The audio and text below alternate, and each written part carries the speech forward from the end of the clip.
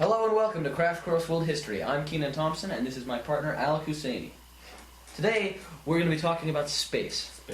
More specifically, the history of astronomy and space exploration from the times of the ancient Babylonians all the way up to present day.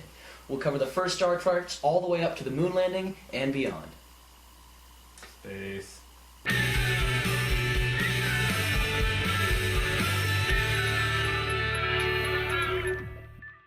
Humans have been freaking out about space for a long time. Records of Babylonian star charts exist as early as 1600 BCE. Now, the Babylonians didn't really know what they were doing, but points for trying. The Greeks inherited some of the Babylonians' texts and began to construct their own models to describe the solar system. At this time, a geocentric theory of the universe, with Earth being at the center, was widespread and generally accepted as fact. This was largely due to the famous scientists of Greece and Rome, like Aristotle and Ptolemy, who both had mad street cred in the ancient scientific community. However, not everyone agreed. One Greek scientist named Aristarchus came up with his own theory, called the heliocentric theory, which had the sun being at the center rather than Earth. Today, we know this as the correct scientific description of our solar system. But in Aristarchus' time, he was laughed off the stage and drifted away into obscurity. Even after the destruction of the Roman Empire, the Catholic Church held on to the prevailing geocentric theory all the way until the Renaissance, even going as far as to banish or kill those who disagreed with their highly scientific models. During the Renaissance, in the 1500s, a man named Copernicus proposed his own heliocentric model,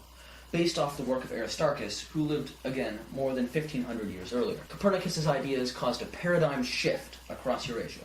A scientific revolution had begun. Copernicus' work was built upon by many famous astronomers and scientists of that time. Tycho Brahe, Johannes Kepler, Galileo, and even Newton. It's time for the open letter. However, first, let's see what's in the secret compartment. But wait! There is no secret compartment, because it's on my foot!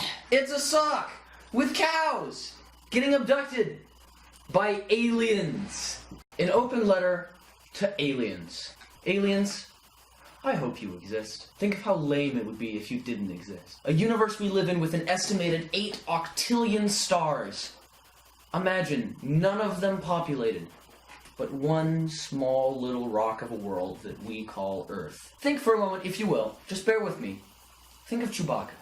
Chewbacca and his fellow Wookiee people live on the planet Kashyyyk, a small, forested planet in the outer rim of the Star Wars universe. 10 points if you can guess how many Y's are in that word. Spoilers, it's more than you think. It's 3. There's 3 fucking Y's. K-A-S-H-Y-Y-Y-K. Kashyyyk! Anyways, I digress. Scientists, with the aid of telescopes like Hubble and Kepler, have been able to determine that there are potentially billions of Earth-like planets that exist in the habitable zones of stars across our universe. Alright, let's go to the top level. The race for the first satellite in orbit started August 2nd, 1955, when the Soviet Union responded to the US announcement to launch artificial satellites into space by announcing they would also launch a satellite in the near future. The Russians ended up winning the race to get the first satellite in space by launching Sputnik 1. They later sent Yuri Gagarin, who was the first human in space. This raised concern throughout the United States because they no longer knew what the Soviets were capable of. The tables turned when Apollo 11 was launched on July 16, 1969, commanded by the legendary Neil Armstrong. They officially landed on the moon July 20th, 1969. Neil then said his famous words that we have all heard. I'm going to step off the limb. That's one small step for man,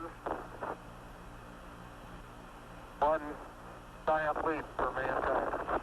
Due to improvements in technology, we have learned more about space in the past 20 years than we've learned in our existence on this planet. The Hubble telescope has been able to take pictures from anywhere in the Milky Way solar system and has inspired many scientists. The $1.5 billion, 24,500-pound behemoth has 2 mirrors that do not deviate from a perfect curve by more than 1/800,000th of an inch. It also comes equipped with 2 25-foot solar panels that provide the energy needed to power the telescope. To be able to take picture of such far objects, it needs to be very accurate. It is able to lock onto a target without moving more than 7/1000ths of an arc second. This is about the width of a human hair seen at a distance of 1 mile. Jesus Christ! Becky! We have also been able to document new planets by documenting the amount of light that is blocked from a star in orbit. Let me explain this more. Imagine placing your hand in front of a light. You know how that blocks some of the light from reaching your eyes?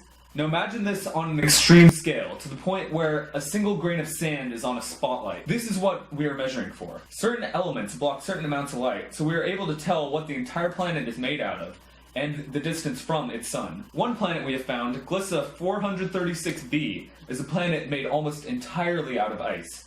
What makes this planet so special is that unlike most icy planets, this one is on fire.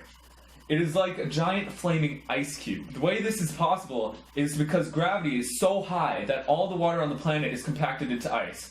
This special ice is called Ice 7. All these amazing discoveries have encouraged scientists to continue adventuring into space and learning more about it. The history of space exploration for mankind is long and rich. For thousands of years, man has been looking up at the stars, wondering if one day he might be up among them. Today, space exploration continues to be one of the ways that countries throughout the world are able to cooperate, even in times of strain and times of war. Space exploration has never been as exciting as it is today, with new missions being launched all the time, and a planned mission to Mars in the next 10 years. What? What? What? What? Thomas, yell Mars for us. Mars! What? What? Mars!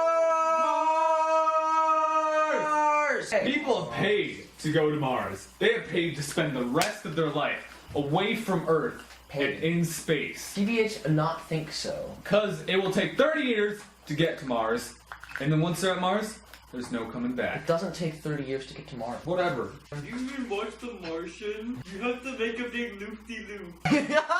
Whatever modern day media will tell you, space exploration continues to be exciting, and even though it is true that funding is decreasing and that governments on a whole across the world have less interest in space exploration, don't let that get you down. Space is cool. Space. Space. Space. Space! Space. Humans have an innate curiosity and a desire to explore, and this is showcased better in no way than our exploration of the cosmos. It's a big universe, and it deserves to be explored. Crash Course is made with the help of the wonderful Brian Ingley, who is behind camera and is doing all of our editing. And Thomas Pan. We actually, no, we were going to thank Thomas. He messed up the camera, so now he's Undertaker. he's not being thanked because he, didn't really do anything. Oh, wait, Thomas was our mic man. Oh yeah, here. Thomas on mic. Hello. Thank you very much for watching, and we'll see you next week when we'll be talking about why cat farts smell. Crash Course.